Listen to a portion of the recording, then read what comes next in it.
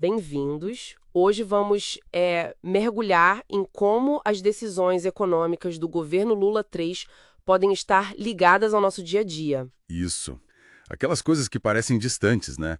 Tipo taxa Selic, arcabouço fiscal. Exatamente. E a nossa base é um artigo bem interessante do Sérgio Botton Barcelos, lá no Substack. Uhum. Ele começa com uma analogia forte, essa do encanamento da cidade. Sim, que se entope, a água não chega direito na periferia, né? Isso.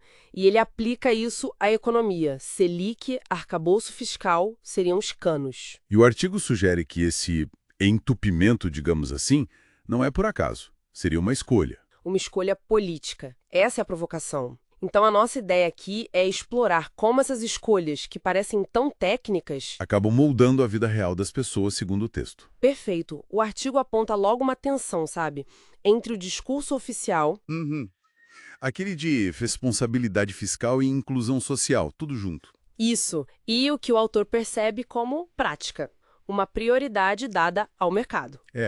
Que no texto significa banqueiros, grandes investidores. E a analogia que ele usa é a da pizza, né? Pois é, a maior parte vai para uns poucos e a maioria fica ali esperando a promessa da fatia. Fica só na promessa. E essa questão de manter a confiança do mercado. O texto analisa isso de uma forma bem crítica. Como assim? Bem, ele argumenta que essa necessidade de confiança beneficia muito mais quem já tem dinheiro, né? Entendi. E aí, quem depende do Estado, de programas sociais, fica meio que refém de não desagradar esses interesses maiores. É o que o artigo sugere. Exato. O texto compara quase a depender do vale-refeição do patrão. Só que esse patrão, o mercado financeiro, nunca passa aperto de verdade. Falando em regras e apertos, o artigo critica bastante o novo arcabouço fiscal. Critica. A analogia é de uma dieta que corta o arroz e feijão, mas libera o doce. Ou seja, limita gastos importantes como saúde e educação. Mas segundo a análise, não mexe muito no gasto com juros da dívida pública. Que beneficia quem tem títulos, né? Investidores. Exatamente. Daí aquela frase de efeito que o artigo cita, corta do povo, mas não da Faria Lima. Forte. E sobre aumentar a arrecadação de outro jeito, o artigo fala disso? Fala sim. Menciona as tentativas de taxar grandes fortunas, offshores, fundos exclusivos. Aqueles para os super ricos. Isso, mas descreve essas tentativas como tímidas e que encontraram muita resistência política. Ah, claro. A impressão que o texto passa é de um governo tentando, mudar o jogo sem irritar os donos da bola. Faz sentido. Conectando com a ideia da confiança do mercado. Exatamente. Fica tudo amarrado. E essa lógica se estende até os programas sociais retomados, tipo o novo PAC. Segundo o artigo, sim. Eles viriam com condições, sabe? Que condições? Muita dependência de parcerias público-privadas, as PPPs, onde o lucro privado é central. Certo. E sempre aquela exigência de viabilidade fiscal, que acaba limitando o alcance. O artigo usa outra analogia para isso, né? Usa a do mutirão para reformar as casas. Ah, sim. O governo dá a planta, mas os moradores que têm que comprar o cimento e o tijolo. Basicamente isso.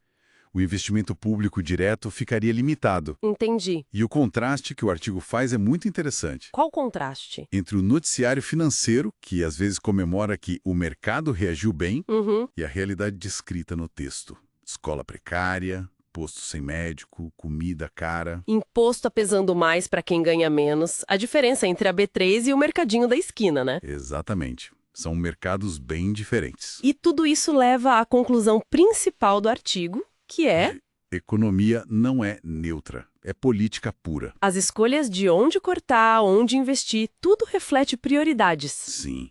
A imagem final que ele usa é a do garçom que atende primeiro o pessoal de gravata. Mesmo que outros tenham chegado antes e estejam com mais fome. Uma imagem forte. Bem forte. Então, resumindo, a grande mensagem do texto do Sérgio Barcelos é essa conexão direta. Decisões econômicas, lá em cima... impactam a vida aqui embaixo, de forma bem concreta. Exato. E a conclusão que o autor deixa é com aquela metáfora do cobertor curto. Ah, sim. Se cobre a cabeça, descobre o pé. Isso. Se as políticas aquecem quem já tem meias e aquecedor, como ele diz. Falta cobertor para a maioria, que passa frio. Exatamente. E quem está lutando para sobreviver, para se aquecer no dia a dia. Tem menos tempo e energia para decifrar arcabouço fiscal, taxa Selic. Pois é, fica difícil acompanhar esse debate. Com certeza. Porque nos deixa, talvez, com uma reflexão final, que vem dessa leitura, né? Qual seria? Considerando esse impacto tão direto na vida das pessoas e, ao mesmo tempo, a complexidade desses temas para quem está na correria pela sobrevivência, como é que as pessoas comuns podem não só entender melhor, mas talvez encontrar formas de influenciar mais essas políticas que afetam tanto a vida delas? Uma ótima pergunta para a gente pensar.